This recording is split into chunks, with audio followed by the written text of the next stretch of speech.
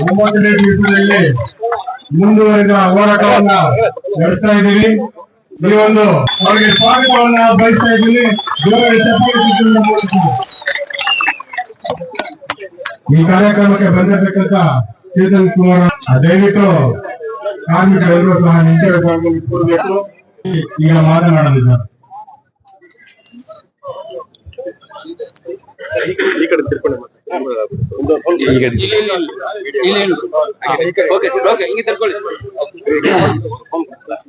ಎಲ್ಲರಿಗೂ ನಮಸ್ಕಾರ, ಎಲ್ಲರಿಗೂ ಶರಣು.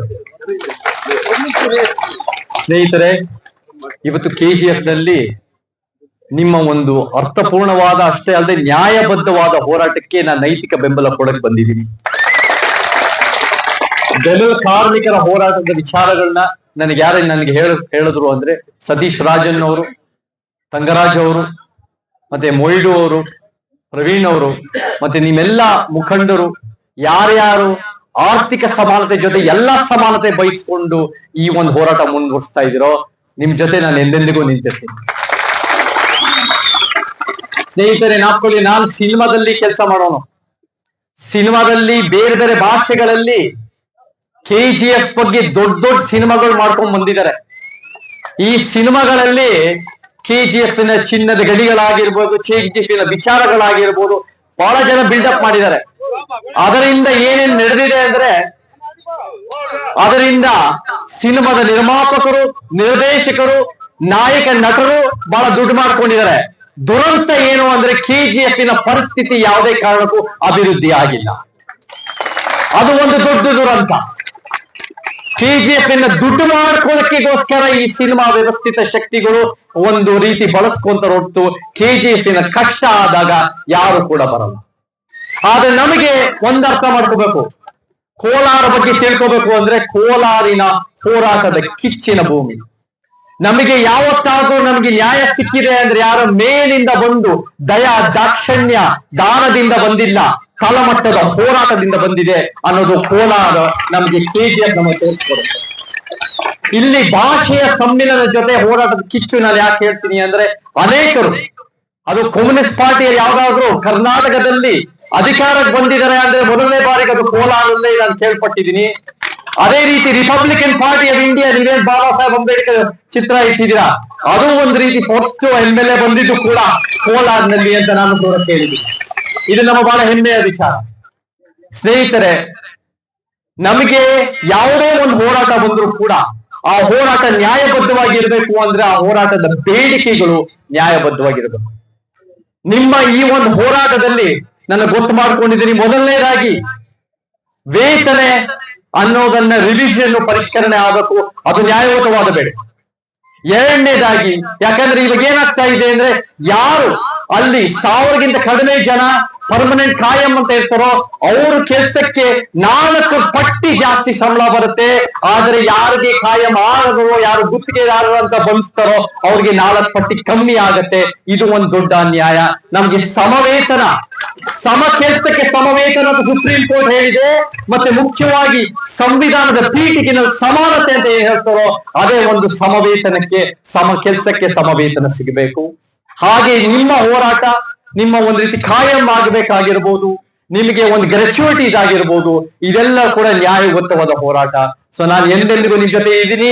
ನೀವು ಎಷ್ಟೋ ದಿನಗಳು ನೀವು ಒಂದು 5ನೇ ತಾರೀಕಿಂದ ಹೋರಾಟ ಮಾಡ್ತಾ ಇದ್ದೀರಾ.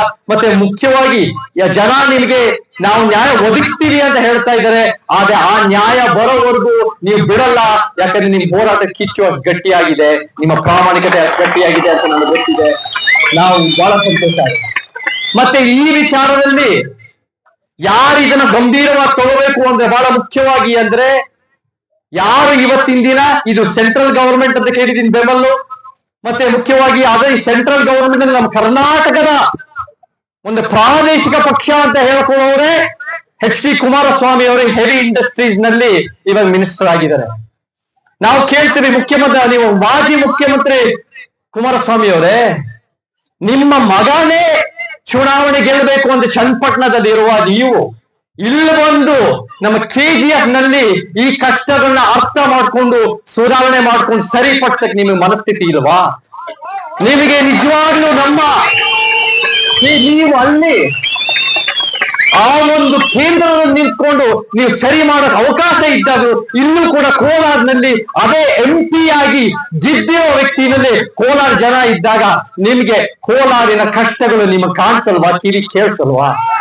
ನಮಗ್ ಬಹಳ ಮುಖ್ಯವಾಗಿ ನಮಗೆ ಸ್ಥಳೀಯರ ಕಷ್ಟ ನಮಗ್ ಬಹಳ ಮುಖ್ಯ. ಯಾಕಂದ್ರೆ ನಾನೇನ್ ಕೇಳ್ಪಟ್ಟಿದ್ದೀನಿ ಅಂದ್ರೆ ಈ ಡಿಜಿಟಲ್ ಡಿವೈಡ್ ಮುಖಾಂತರ ಮತ್ತೆ ಎಲ್ಲೋ ಕಡೆ ಬೇರೆ ಬೇರೆ ಬೀಮಾರು ರಾಜ್ಯಗಳಿಂದ ಕರ್ಕೊಂಡ್ಬಂದು ಕೆಲಸ ಕೊಟ್ಟು ನಮ್ಮ ಸ್ಥಳೀಯರಿಗೆ ಯಾರು ಇದೇ ಭಾಗದಲ್ಲಿ ಇದೇ ಊರಿನಗಳಲ್ಲಿ ಇದೇ ಎಷ್ಟೋ ದಶಕಗಳ ಕಾಲ ಕೆಲಸ ಮಾಡಿದ್ರು ಕೂಡ ಅವ್ರನ್ನ ನಮ್ಮನ್ನ ಗುರುತಿಸ್ತಾ ಇಲ್ಲ, ಸರೋಜಿನಿ ಮಹಿಷಿ ವರದಿಯನ್ನ ಜಾರಿಗೊಳಿಸ್ತಾ ಇಲ್ಲ ಅನ್ನೋದು ಇದು ಕೂಡ ಬಹಳ ದೊಡ್ಡ ಸಮಸ್ಯೆ. ಇದನ್ನು ಕೂಡ ನಾವು ಅರ್ಥ ಮಾಡ್ಕೋಬೇಕು, ಇದನ್ನು ಕೂಡ ಕಾರ್ಯರೂಪಕ್ಕೆ ತರಬೇಕು. ನಮಗೆ ಕರ್ನಾಟಕಕ್ಕೆ ಬಹಳ ದೊಡ್ಡ ಪರಿವರ್ತನೆ ಬೇಕು. ಯಾರ್ಯಾರು ಈ ಒಂದು ರೀತಿ ಮತ್ತೆ ಅಷ್ಟೇ ಅಲ್ಲ, ರಾಜನಾಥ್ ಸಿಂಗ್ ಅಂತವರು ಈ ಡಿಫೆನ್ಸ್ ಮುಖ್ಯ ಪಾತ್ರ ವಹಿಸ್ತಾರೆ. ಇಲ್ಲಿ ಕೂಡ ಬೇರೆ ಬೇರೆ ಕಡೆ ಕರ್ನಾಟಕದಲ್ಲಿ ಒಂದು ಬಿಜೆಪಿ ಅನ್ನೋದು ಕೂಡ ಬಹಳ ಪ್ರಬಲ ಬೆಳೀತಾ ಇದೆ. ನೀವು ಕೂಡ ಇಲ್ಲಿ ಗಮನ ಹರಿಸ್ಬೇಕು, ನಿಮ್ಮ ಕೇಂದ್ರ ಸರ್ಕಾರದಲ್ಲೂ ಕೂಡ ನೀವು ಹೇಳಿ ಮಾಡಿಸ್ಬೇಕು ಅಂತ ನಾನು ಹೇಳಕ್ ಇಷ್ಟಪಡ್ತೀನಿ. ಮತ್ತೆ ಮುಖ್ಯವಾಗಿ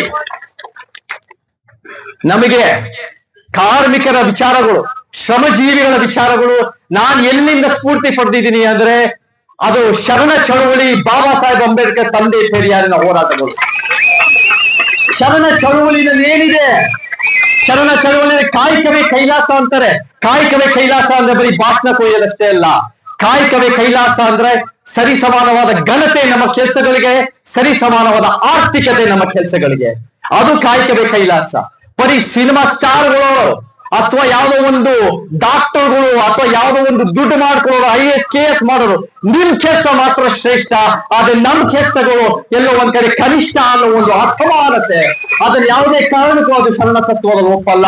ಆ ಒಂದು ಆರ್ಥಿಕ ಸಮಾನತೆ, ಶ್ರಮದ ಸಮಾನತೆ ಪ್ರತಿಯೊಬ್ಬರ ಕೆಲಸನೂ ಬಹಳ ಮುಖ್ಯವಾಗಿದೆ.